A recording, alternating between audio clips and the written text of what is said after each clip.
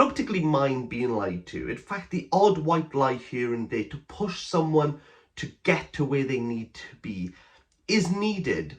However, when I was told, no, like, this gets better, keep going, like, it really gets better, I was lied to about Ducks Newburyport.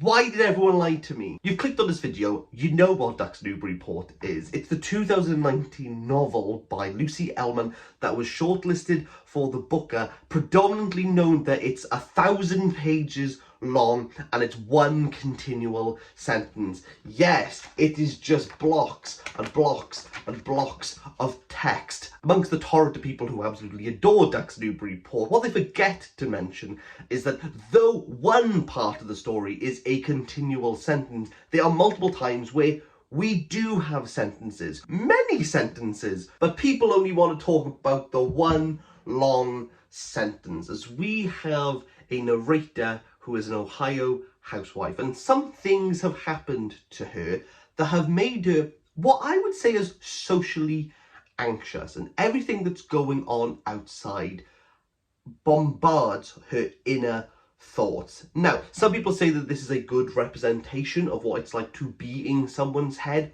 I don't think that's the case. The Ohio housewife portion of this story is a visual bombardment of words, associations, terms, and acronyms. There's nothing quite like reading Ducks, because at equal times it's very easy to get caught up in the minutiae of what Ellmann is trying to say, whilst also making this book extremely skippable as she just lists things. These fevered lists are nauseating, and you are just praying for when the page break is going to happen, when that full stop is finally going to be dotted on the page. That page break doesn't happen for sometimes up to 100 pages. And then you get into the second story where you do have a lot of full stops, and those like only reach like up to 2 pages maximum, and they are so brief, they are so short,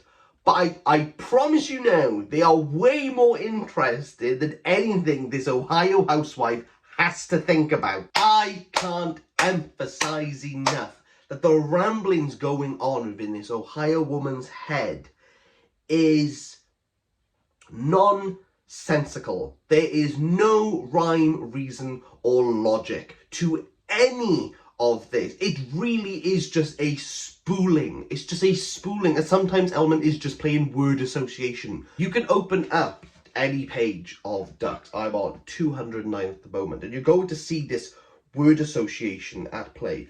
The fact that I mean that they have horns, the fact that rhinoceroses beetles do too, pig in a poke, slow poke, ox yoke, egg yolk, yolk sac, the fact that one of my students wrote about the yoke of our oppression, annuals are crying, the fact that after a lot of flipping, I need some recovery time on the couch. We get moments like this where we go from GNU Ganesh to Gnuff is Gnuff.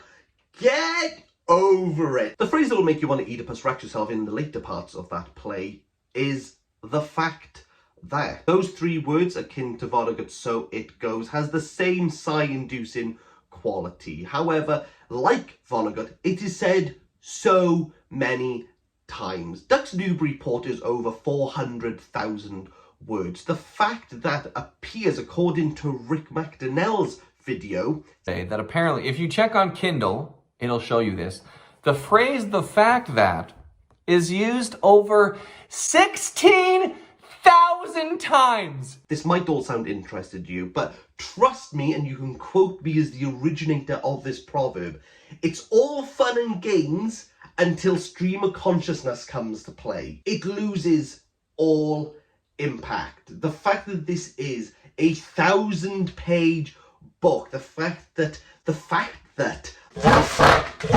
the repetition and the randomness of this book has repercussions in the fact that the very little, small, tiny, really small little plot that probably has less words than the fact that it is just swamped. It's just completely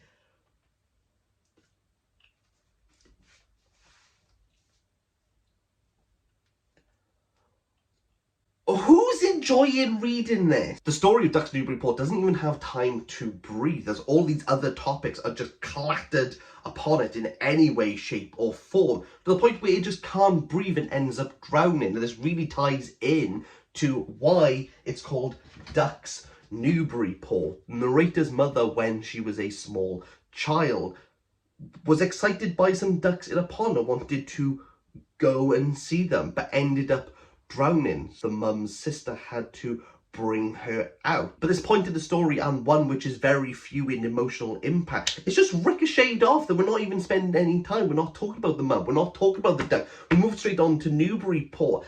And this is my frustration with it, is that I don't even understand how you can enjoy this, because it's... Lucy Ellmann didn't write Ducks Newburyport with enjoyment in mind. And I don't think an author has to do that. I think it's completely fine that Lucy Ellmann has decided to do this. This is a masochistic text. You are forcing yourself through these pages, and the payoff, guess what, buddy? It ain't worth it. If you finish this book, did you read? Yes, because it's a 1,000-page book. Of course it has one. So we have all these definitions of acronyms that she throws in, such as IAQ, indoor air quality. We have the IED, improvised explosive device. We have JFK, John F. Kennedy. These all make sense. But then we have POTUS, which everyone knows as President of the United States. Lucy Ellmann, this is the purveyor of totally unprecedented sleaze. It might be funny to some, but Ellmann has already trashed Trump throughout this novel. There's a moment in a dream where Trump tells the Ohio housewife that he's incapable of doing the job. We know that Lucy Ellmann doesn't like Trump. I get it. One thing I do want to touch on is that I'm not entirely sure why Lucy Ellmann always has to have an association with her dad.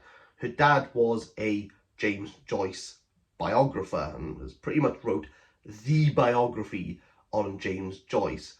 But is it just the fact that this is a very long text and stream of consciousness that we have to associate it with Ulysses or James Joyce? The fact that Lucy Ellmann couldn't have just wrote this because this is what she was interested in? Thoughts, people, thoughts. Let's move on to the second narrative of this story, which is brief but way more interesting than the bunk that surrounds it.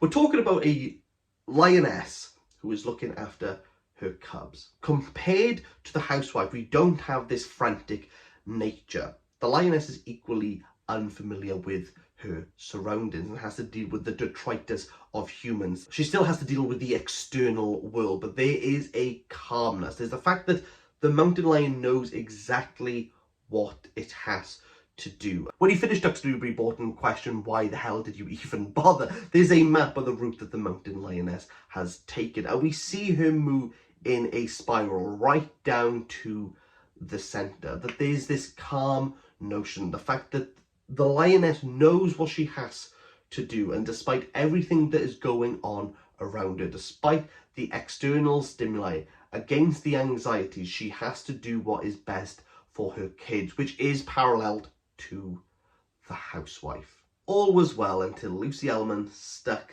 this paragraph in that made me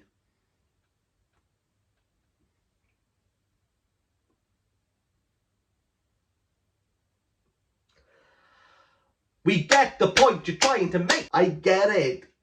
I get it. I get it. I hate this book. Like, I see the cause of people being like, but what do you think of the symbolism when Lucy Ellmann stitches these words together? No, it's literal garbage that is being spooled. There's no rhyme or You think Lucy Ellmann plotted every single word? No, she did not. She did. I don't care. Lucy Ellmann could tell me that she did, and I'd call her a liar. She didn't.